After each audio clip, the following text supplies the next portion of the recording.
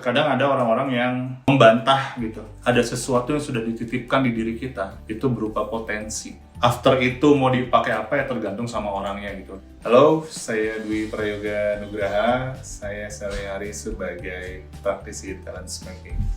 Berawal dari kisah masa remaja, ngerasain banget namanya yang gak enak, nyari jalan hidup. Sampai akhirnya stres banget dan akhirnya nemu, oh ternyata ada ya tools yang bisa bantu untuk ngarahin jalan hidup, untuk mengenal lebih dekat lagi dengan diri sendiri. Sampai akhirnya kenapa ada di posisi sekarang, kayaknya pengen aja sih bantuin orang-orang yang ngerasain hal yang sama. Dengan jadi praktisi talent mapping ini, hopefully sih bisa bantuin orang-orang buat lebih kenal diri dan bisa jadi temen untuk nemuin jalan hidup yang lebih baik. Tahapannya sih yang paling pertama stres berat, yang kalau di istilah psikologinya namanya psikosomatis, dan sampai di rumah tuh udah lesu banget, udah kayak hidup nih kayaknya nggak semangat, kayaknya gini-gini aja terus. Dan psikolog akhirnya ngasih beberapa tes yang akhirnya memvonis waktu itu bahwa penyebabnya adalah saya nggak sesuai dengan kerjaan saya saat itu. Ternyata salah satu jalan hidup itu adalah dengan tadi ngarahin orang juga yang sama.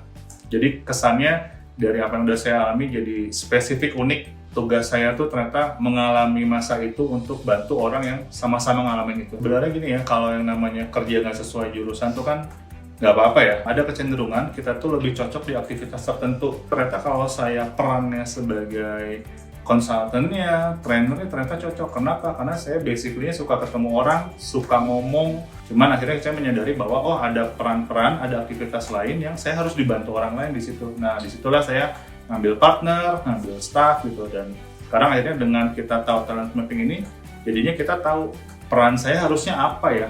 Tantangan paling berat itu kadang ada orang-orang yang membantah gitu. Dia ngerasa gue nggak gitu gitu. Padahal assessmentnya kan dia sendiri yang ngisi gitu. Akhirnya saya harus pakai teknik-teknik lain. Tapi basically karena saya suka ngobrol, jadi kalau ada hal-hal gitu malah ya akhirnya ngobrol aja sih. Saya tuh ngulik sih, yang namanya efektivitasnya itu tergantung dari yang ngejalanin gitu. After itu mau dipakai apa ya tergantung sama orangnya gitu. Kondisi yang saya alami, saya berusaha buat ngasih yang saya bisa sih dengan tools ini. Dari hasil tes assessment orang-orang ini, saya kumpulkan dan saya jadikan kata kunci untuk membahas masalah di antara mereka. Saya mengimprove gitu dan ternyata alhamdulillahnya kepancing ya orang-orang untuk mengeluarkan masalahnya apa segala macam sampai diskusi.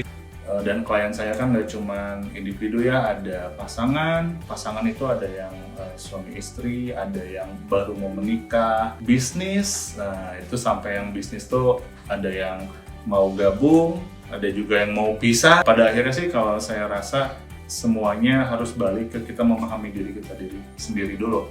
Kita menyadari bahwa hidup kita berharga ya. Ada sesuatu yang sudah dititipkan di diri kita, itu berupa potensi. Kalau ibadah yang ke atasnya udah jelas, sholat dan lain-lain, tapi ibadah yang ke sampingnya, ke sesama manusia tuh kita disuruh bermanfaat. Apa sih manfaat yang paling besar yang bisa kita lakukan buat sesama manusia? Itu adalah manfaat yang memang saat ngelakuinnya kita tuh emang udah dikasih tools di situ, udah dikasih kelebihan di situ. Ayo dicari dan dipakai. Jadi kalau kerjanya nggak bisa jadi pahala, wah sayang banget, bertahun-tahun sampai mati nggak dihitung.